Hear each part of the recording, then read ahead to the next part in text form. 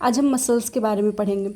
Muscle कौन सी germ layer से बनी होती है? तो ये मीजोडर्म से बनी होती है। ठीक है, तो हम देख लेते हैं। Derive from mesoderm. ठीक है, ये मीजोडर्म से मिलकर बनी होती है।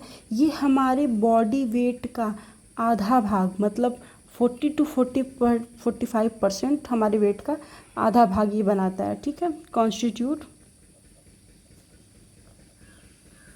40 to 45% ऑफ बॉडी वेट। ठीक, मान लो हमारा बॉडी वेट 50 किलो है, तो कम से कम ये 25 से 30 किलो हमारे बॉडी का आधा भाग ये मिलकर बनाएगा। ठीक है, और हमारे मसल्स में कुछ स्पेशल प्रॉपर्टीज़ पाई जाती हैं। हमारे मसल्स में कुछ स्पेशल प्रॉपर्टीज़ पाई जाती हैं। ठीक है, हम इन्हें देख लेते हैं। ठीक है, पहला प्रॉपर्टी है एक्साइटेबिलिटी।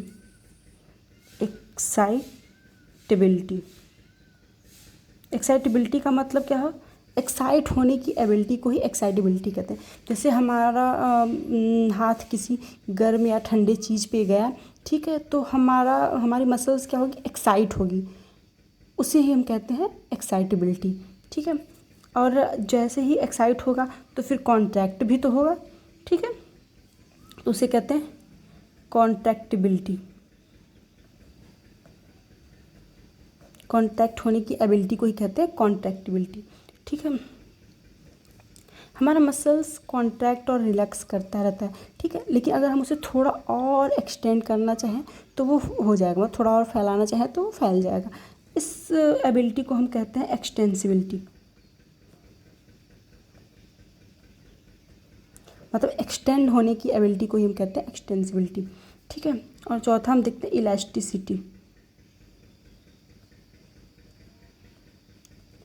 जैसे हम कोई इलास्टिक लें, उससे एक्सटेंड करें और फिर छोड़ दें तो वो अपने वापस उसी स्थान पर आ जाएगा। इस एबिलिटी को हम इलास्टिसिटी कहते हैं। ठीक है, ये तीनों स्पेशल प्रॉपर्टीज़ हमारे मसल्स में होती हैं। ठीक है, अब हम मसल्स के प्रकार अगर देखें तो मसल्स को लोकेशन के आधार पर 3 टाइप्स में बांटा गया है। ठीक है, basis of location muscles are 3 types.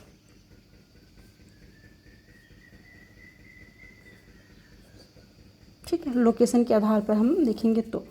ठीक है, ये 3 टाइप कौन कौन से होते हैं देख लेते हैं। पहला होता है स्केलेटल मसल्स।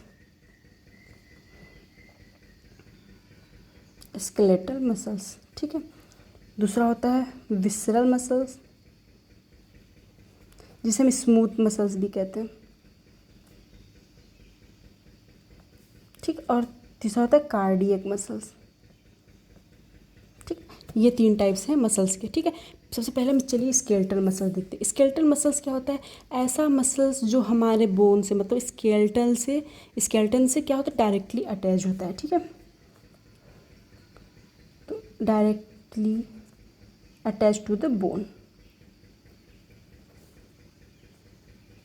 बोन के लिए हम स्केलेटन वर्ड यूज करते हैं, directly attach to the bone. ठीक है, इसलिए इसको स्केलेटल मसल भी कहते हैं। ठीक है, ये वॉल्यूंट्री होता है।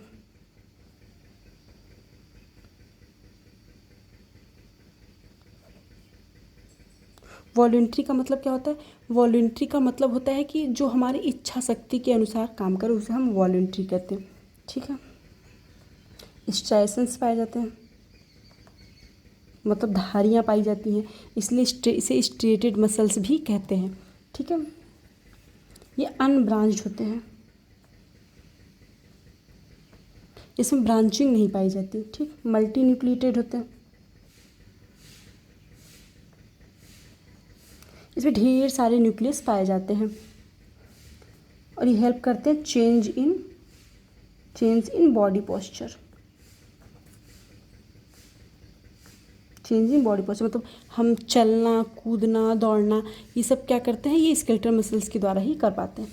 ठीक है, अब विसरल या स्मूथ मसल्स हम देख लेते हैं। ठीक है, ये कहाँ ये प्रेजेंट होती हैं? ये प्रेजेंट होती हैं present in internal hollow visceral organs. इनके नाम से ही पता चल रही है विसरल मसल्स हैं, तो ये जाहिर सी बात है विसरल ऑर्गन्स में पाई जाती है, इसलिए इनका नाम विसरल मसल्स भी रखा गया है। ये इनवॉल्यूंट्री होती हैं, मतलब ये हमारी इच्छा के अनुसार काम नहीं करती हैं, ठीक है।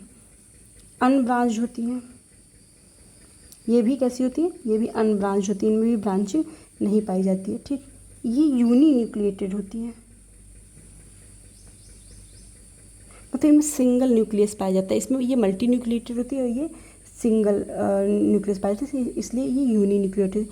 इसमें धारियाँ नहीं पाई जाती, नॉन स्ट्राइएशंस, ठीक। इसमें धारियाँ नहीं पाई जाती, इसलिए इसे स्मूथ मसल्स भी कहते हैं। स्ट्राइएशंस नहीं पाए जाते, इसलिए इसे स्मूथ मसल्स भी कहते हैं। देखिए कहाँ कहाँ पाई जाती हैं, ठीक है। ये हमारी एलिमेंट्री कैनाल में पाई जाती है एंड रिप्रोडक्टिव ट्रैक्ट में भी पाई जाती है,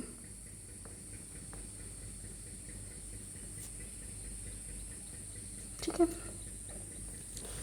अब हम देखिए तो कार्डियक मसल्स को, ये कार्डियक मसल्स कहाँ पाई जाती है, कार्डियक नाम से ही पता चल रहा है, हार्ट को हम कार्डियक वर्ड से यूज करते हैं, ठीक है, हार्ट के लिए यूज करते हैं कार्डियक शब्द, ठीक है। तो ये मसल्स ऑफ हार्ट,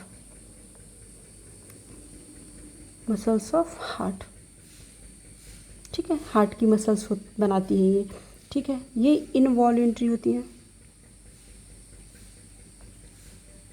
ये इनवॉल्यूंट्री होती है, मतलब हमारे इच्छा के अनुसार काम नहीं करती हैं, ठीक है।